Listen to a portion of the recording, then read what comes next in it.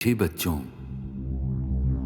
तुम मुझे ईश्वर, अल्लाह, शिव, यहोवा, गॉड आदि नामों से पुकारते हो। तुमने मेरे लिए मंदिर, मस्जिद, चर्च एवं गुरुद्वारे बनवाए। तुमने वेद शास्त्र और कई प्रकार की धर्म पुस्तकें लिखी। मेरे पास पहुंचने के लिए तुमने पूजा, अर्चना, तप आदि किए। तुमने मेरे नाम पर अनेक युद्ध किए और मेरे लिए कई त्याग व बलिदान दिए। लेकिन दुर्भाग्यवश न तो मुझे कोई भी प्राप्त कर सका और न ही मेरे पास पहुंच पाया। वास्तव में मुझे जानने से पहले तुम्हें ये जानना और महसूस करना है कि तुम स्वयं कौन हो। तुमने अज्ञानतावश स्वयं को भौतिक शरीर मान लिया है। इसलिए तुम जाति, धर्म, रंग, भाषा व राष्ट्रीयता के नाम पर भेदभाव करते हो। स्थूल नेत्रों से दिखाई देने वाला तुम ये नश्वर शरीर नहीं हो। तुम तो अविनाशी आत्मा हो जो भ्रिकुटी के मध्य में स्थित होकर इस शरीर को नियंत्रित करती हो। अतः स्वयं को शरीर द्वारा कर्म करने वाली आत्मा अनुभव करो।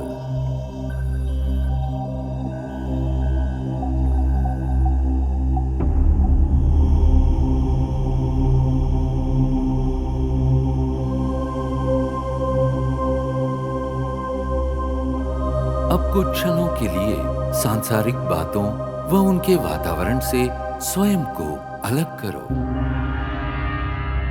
इस देह को भूल अपने आप को भ्रिकुटी के मध्य में चमकता चैतन्य सितारा अनुभव करो। वास्तव में तुम यही हो, अति सूक्ष्म ज्योतिर्बिंदु आत्मा। अब क्रमशः तुम्हारी यात्रा आरंभ होती है। इस भौतिक दुनिया और देह से ऊपर उठकर नीले गगन की ओर।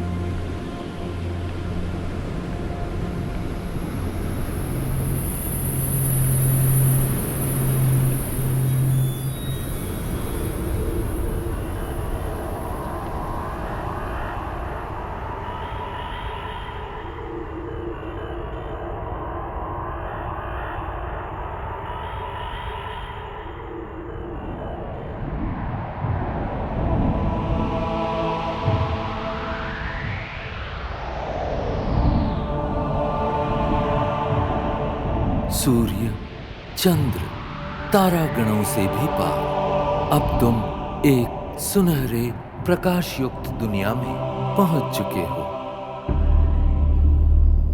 ये वो आत्माओं की दुनिया है जिसे ब्रह्मलोक, शांति धाम, मुक्ति धाम व परम धाम कहा जाता है। ये मधुर, शांतिपूर्ण दुनिया तुम आत्माओं का और मेरा भी मूल निवास स्थान है।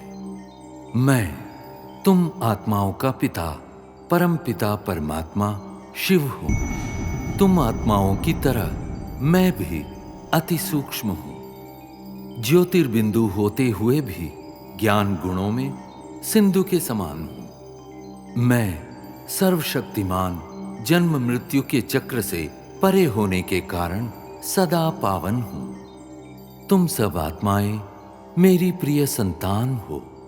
प्रारंभ में तुम आत्माएं भी मेरे साथ परम धाम में ही निवास करती थी। बाद में तुम जन्म और कर्म का अविनाशी अभिनय करते सृष्टि नाटक मंच पर अवतरित होते हो।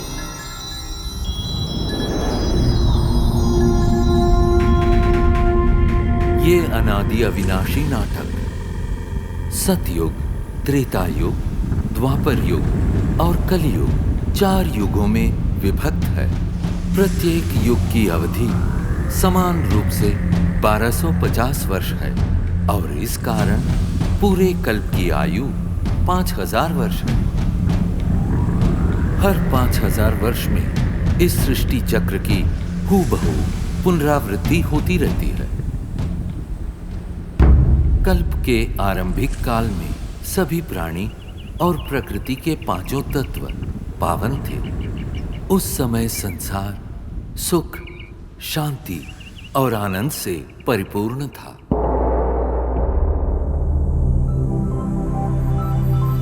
यही वो समय है जिसे सतयुग और त्रेता युग के नाम से जाना जाता है, जहां तुम देवी देवता के रूप में रहते थे।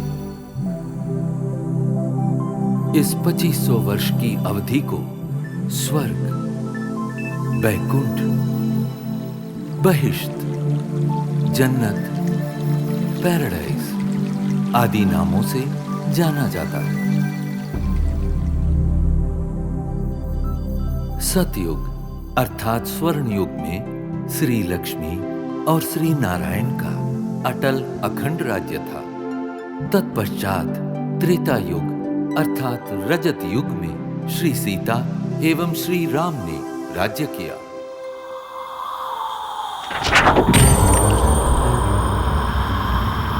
द्वापर युग में देहभान के कारण तुम विकारों में प्रविष्ट हो गए और इस कारण अपनी शक्तियां खोने लगे। इस अवधि में भिन्न भिन्न धर्म पिताएं आए और अपना धर्म स्थापित किए। प्रारंभ में इन धर्मों की स्थापना सारी मानव जाति को एक सूत्र में बांधने और उनका सही मार्ग प्रदर्शन करने के लिए हुई थी। अब इस कलियुग अर्थात कलह युग में मानव मन में विद्यमान 5 विकार चरम सीमा पर है, जिनके कारण 5 तत्व प्रदूषित हो गए और तुम शांति एवं खुशियों से वंचित हो गए हो। परिणामतः दुख, अशांति के दलदल से मुक्ति पाने के लिए तुम मुझे पुकारने लगे। यदा यदा हि धर्मस्य ग्लानिर्भवति भारत अभ्युत्थानमधर्मस्य तदात्मानं सृजाम्यहम् परित्राणाय साधूनां विनाशाय च दुष्कृतां धर्म संस्थापनार्थाय संभवामि युगे युगे। जब जब धर्म की ग्लानि होती है एवं अधर्म व पाप में वृद्धि होती है, तब तब सत धर्म की स्थापना और श्रेष्ठ विश्व नवनिर्माण हेतु मैं धरती पर अवतरित होता। इस दिव्य व पावन अवतरण के काल को संगम युग कहते हैं। कलियुग और सतयुग के संगम का ये समय अत्यंत कल्याणकारी है।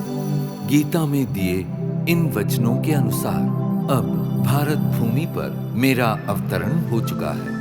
प्रजापिता ब्रह्मा के साकार मानवीय तन में मैं प्रविष्ट एवं सन्निविष्ट होकर सहज गीता ज्ञान एवं राजयोग द्वारा तुम आत्माओं को पावन बनाने का महान कार्य कर रहा हूं। अब तुम देह सहित देह के सर्व संबंधों को भूल स्वयं को आत्मा निश्चय कर मुझ परमपिता परमात्मा को याद करो।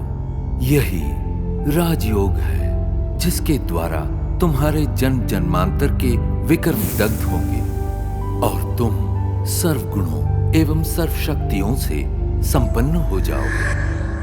याद रखो, प्रकृति के पांचों तत्व भी तुम्हारे इसी संपन्नता की प्रतीक्षा कर रहे हैं।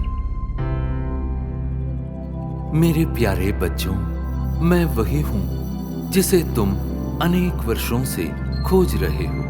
मैं तुम्हारा अनादि पिता हूं।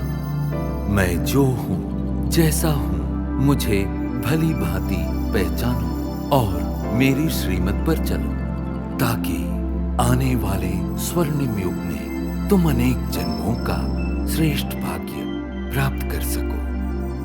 ओम शांति।